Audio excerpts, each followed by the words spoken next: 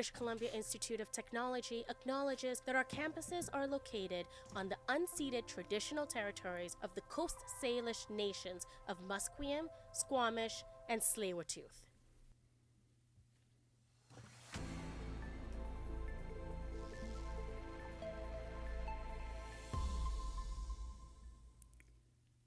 Welcome into BCIT News. I'm your host, Caleb Bassey Templeton, and here are your 3:30 news and sports headlines. We start off in news as the Vancouver Police Department is investigating a rollover crash that shut down a major Vancouver intersection. 2 vehicles were involved in a crash at the intersection of Granville Street and West Broadway during the early morning commute today.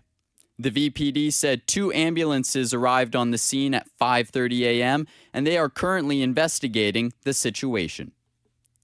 2 Vancouver City councillors want ICE agents banned for FIFA World Cup events that will take place in Vancouver in June.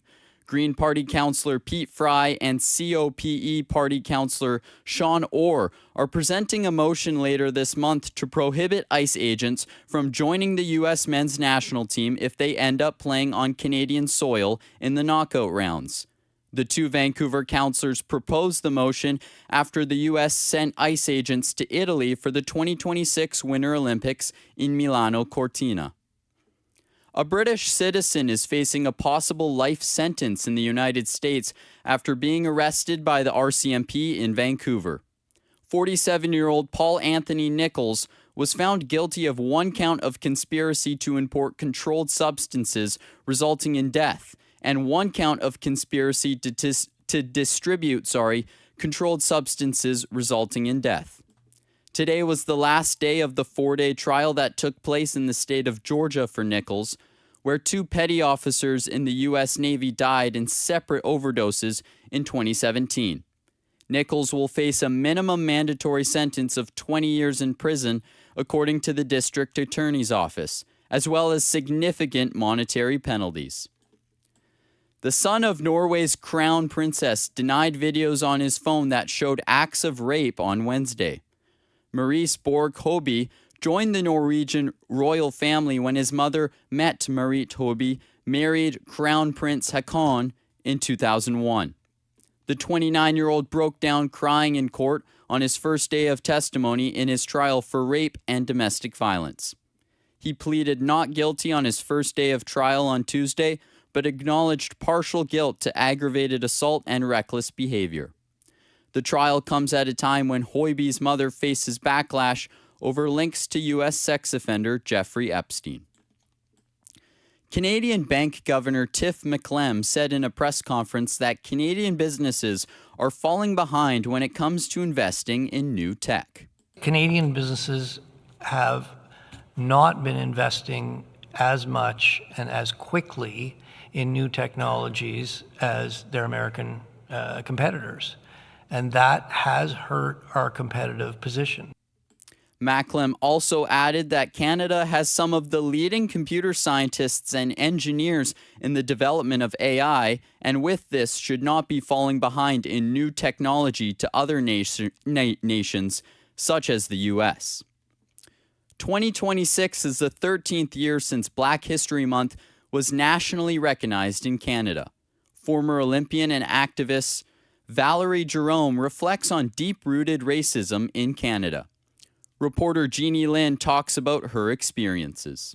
Polygon Art Gallery holds its Meet at the Gallery art program the first Wednesday of every month.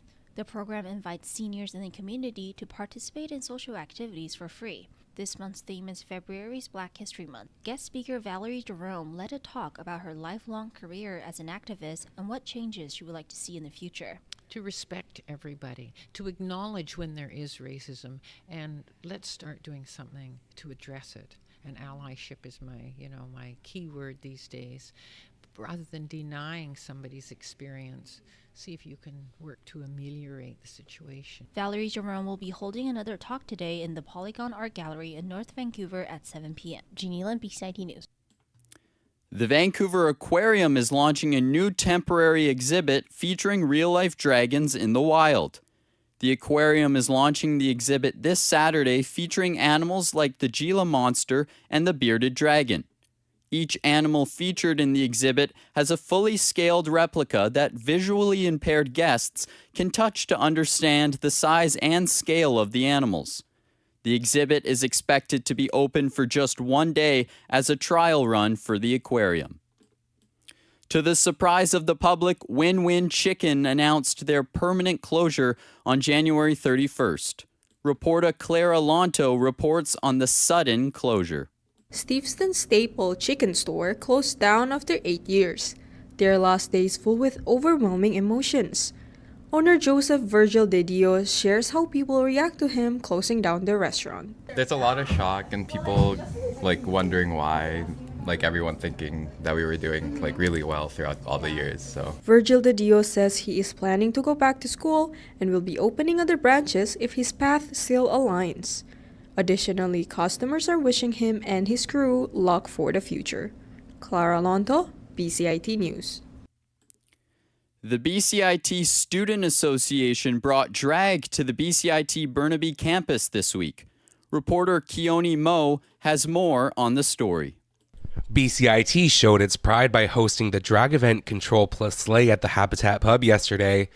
Attendees were treated to games, lip syncs, and prizes. Not all spaces are as inclusive, though. Drag has recently become increasingly scrutinized by both politicians and institutions. Drag performances have been banned altogether in places like West Texas A&M University.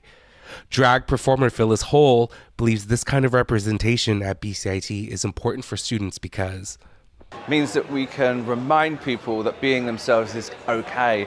And when it comes to places like Texas and banning drag at universities, it says to me that people in power are still not understanding what drag is. Phyllis Hole hopes to inspire a new generation to keep enriching the LGBTQ community. Keone Mo, BCIT News. We move on to sports as the WM Phoenix Open is currently taking place in Scottsdale, Arizona. The tournament is in its first of 4 days with 5 Canadians participating. Hamilton native Mackenzie Hughes is leading all Canadians at -3, which ties him at 13th place. The top 3 are American Chris Gotterup at -8, Englishman Matt Fitzpatrick at -6, and Danishman Nikolai Hojard at -5. In the NHL, there are 14 teams in action tonight. Some games include the Ottawa Senators facing off against the Philadelphia Flyers and the Carolina Hurricanes playing the New York Rangers. The Los Angeles Kings will play on the road in Vegas against the Golden Knights to conclude the night. Today is the last day of NHL games until February 25th due to the 2026 Winter Olympics. The Toronto Raptors host the Chicago Bulls in just under an hour as they look to bounce back from their 2-point loss to Minnesota last night. Toronto finds themselves with a record of 30-22, which has them at 6th in the Eastern Conference.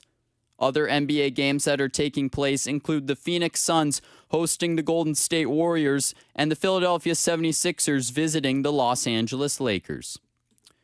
A recent charge involving rising hockey star Gavin McKenna has renewed attention on how public recognition impacts young athletes, particularly when they are in public spaces. Reporter Elijah Ford takes a look on the standards junior coaches implement to help their players maintain composure in difficult situations. Gavin McKenna, a projected top pick in the upcoming NHL draft, was charged with felony assault yesterday. According to the incident report, McKenna struck a 21-year-old man in the face during an altercation at a local bar. This incident has sparked questions about the support systems in place to help young players manage interactions off the ice as their scrutiny continues to grow. Langley Trappers head coach Brad Backen says he and his staff have specific precautions in place to help his team avoid confrontation in vulnerable situations. What we tell our athletes, obviously, is, we're in a city here.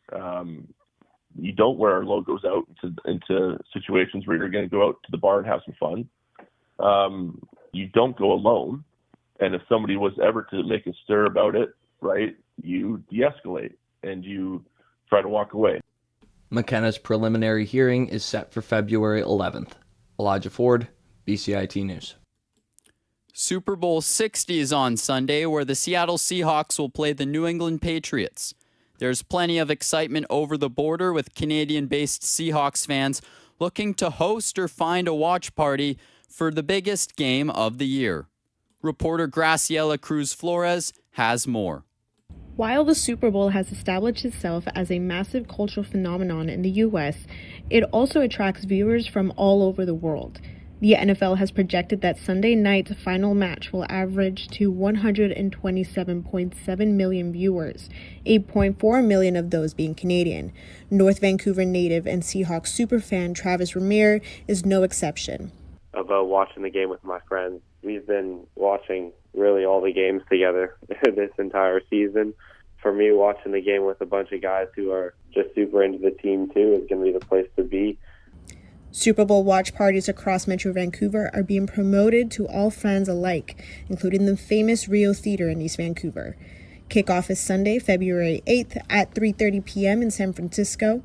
Graciela Cruz Flores, BCIT News. Staying in the NFL lane, as the 2026 NFL Honors are taking place tonight in San Francisco. The event will showcase the winner of each NFL award before the Super Bowl on Sunday. The Seattle Seahawks have two candidates involved in the awards tonight: head coach Mike McDonald for Coach of the Year and safety Nick Emanwari for Defensive Rookie of the Year. According to betting sites, Los Angeles Rams quarterback Matthew Stafford is the favorite to win the NFL MVP. In weather, it is currently 11 degrees and particularly cloudy with some sun. Those are your 3:30 news and sports headlines. For BCIT's The Crow producer Patrick McConnell, I'm your host, Caleb Bassey Templeton. Thanks for listening.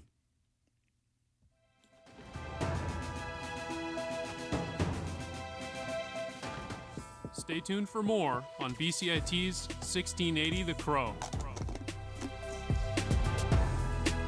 I would recommend this program for anyone that isn't sure what kind of job they want in media, because you learn everything from like public relations to communications to video editing, like radio, TV. So you do get a lot of experience in all the different fields in media.